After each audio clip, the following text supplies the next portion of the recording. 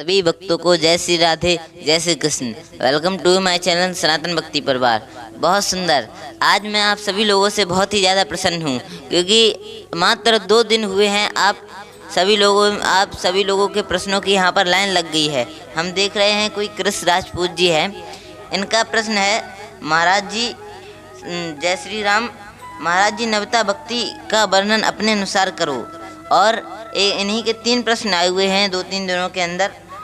एक प्रश्न और है, जय श्री कृष्ण, महाराज जी माया से कोई कैसे बचे बताने की कृपा करें।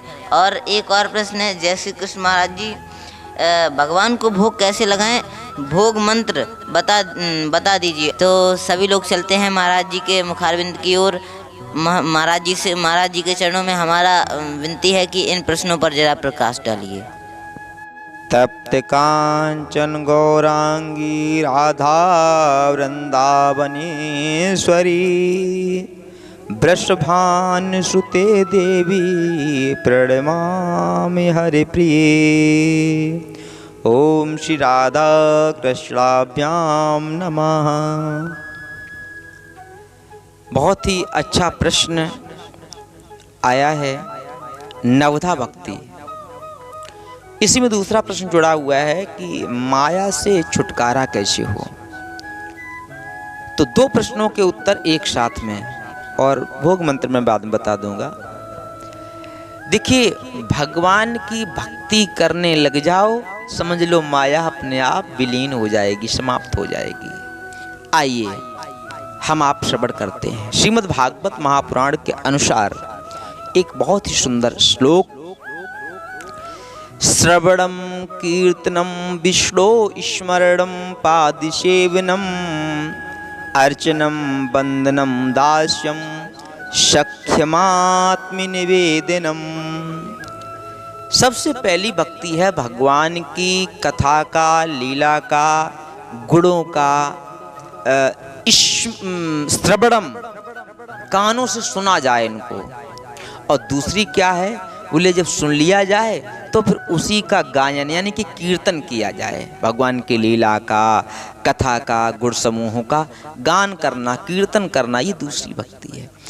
तीसरी भक्ति है स्मरणम, भगवान का हमेशा हर क्षण हर पल स्मरण बना रहे, भूले नहीं। और चौथी भक्ति है चरणों की सेवा, पाद सेवनम, चरणों की सेवा। और उसके बाद में है अर्चनम, भगवान की पूजा। जैसे आपने देखा होगा शालिग्राम भगवान का तुलसी अर्चन वगैरह होता है, यानी कि उनका अभिषेक करना, उनकी अर्चना करना। उसके बाद में है वंदना करना, भगवान की वंदना की जाए। और केवल भगवान की ही नहीं बताई गई, इसमें जो विशेष नोट दिया गया है, भगवान के जैसे या जिनको उपमा दी गई है, जैसे माता पिता को भगवान कहा गया है, सदगुरुदेव भगवान को भगवान कहा गया है, और ब्राह्मणों को, संतों को, तो इनके भी चरणों की वंदना की जाए, इनका भी वंदन किया जाए। ये भक्ति है। उसके बाद है दास्यम। दास्यम मतलब है कि भगवान के दास्ता स्वीकार कर ली जाए। आपने देखा होगा कबीरदास, तुलसीदास, सूरदास, ये दास क्यों हैं?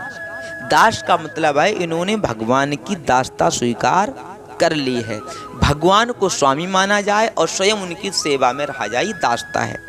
फिर उसके बाद में है सख्य आत्म निवेदनम, सखा भाव।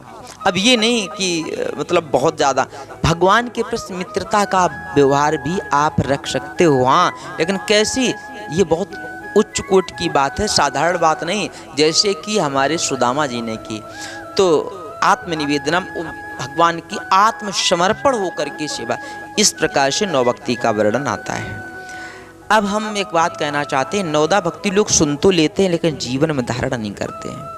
यही बात जब भगवान श्री मर्यादा पुरुषोत्तम भगवान श्री राम जी ने मैया शबरी को समझाया, कहा, उन्होंने कहा कि मैं अधम जात की हूँ, कैसे आपकी पूजा करूँ, मैं तो कुछ जानती नहीं हूँ।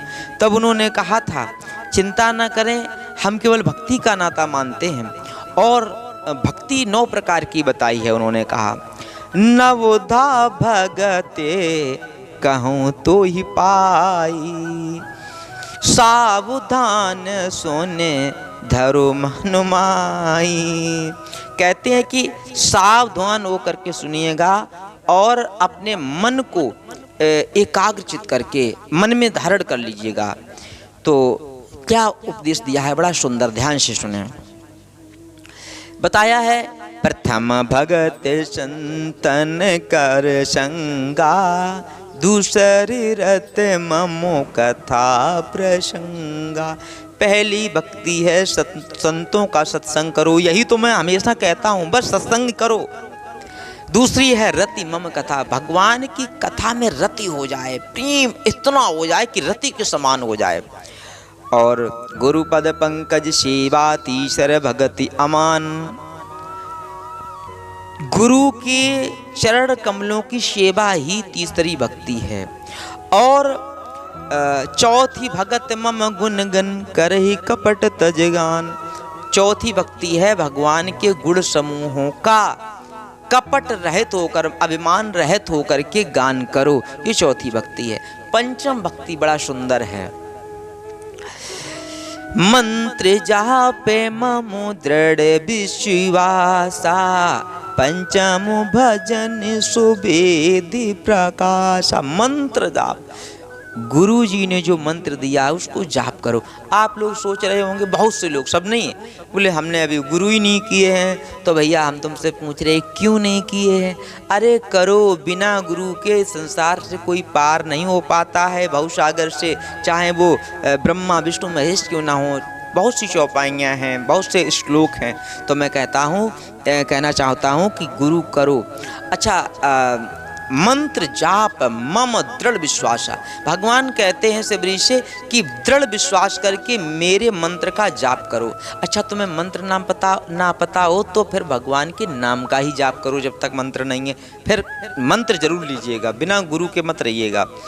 और पंचम भजन, यही तो वेदों में पांचवी भक्ति का स्वरूप बताया गया है। छठवीं भक्ति है छठ दमशील बिरत बहु कर्मा, निरत निरंतर सज्जन धर्मा। कहते हैं बहुत कामों से अपनी इंद्रियों का निग्रह कर लीजिए, बहुत कामों मत लगाओ, अपनी इंद्रियों का निग्रह करो और निरंतर सज्जन धर्मा, हमेशा सत्पुरुषों की सेवा में रहो, संग में रहो।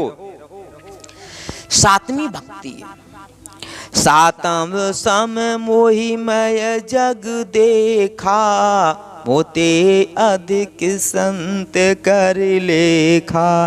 बोले सातवीं भक्ति क्या है, मतलब मेरे स्वरूप को संपूर्ण संसार मैं मानो, श्री राम मैं सब जग जाने। इनकी संपूर्ण संसार के जीव में, प्राणियों में मुझको ही देखो, यानी कि प्रकृति को, मेरे स्वरूप को ही समझो। और बताया है मुझसे भी अधिक संतों को देखो, संतों की महिमा बहुत ज़्यादा गाई है। आठमो जथा लाभ संतोषा, सपने हूँ नहीं दे कहीं परिदोषा।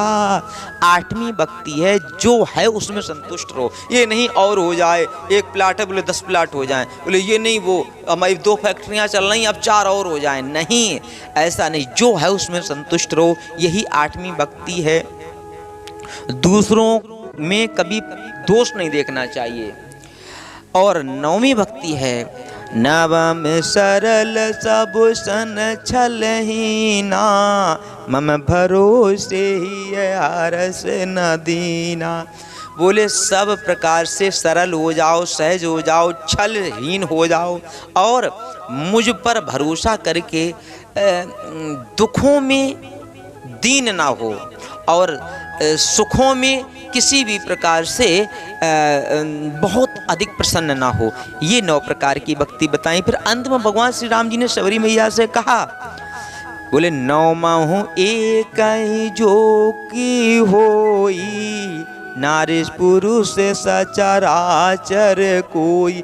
9 में किसी में एक भी यदि हो जाती है, नारी हो, पुरुष हो या संसार में कोई भी जीव हो, तो सोई अतिशय प्रिय भामिनी मोरे, सकल प्रकार भगति दृढ़ तोरे।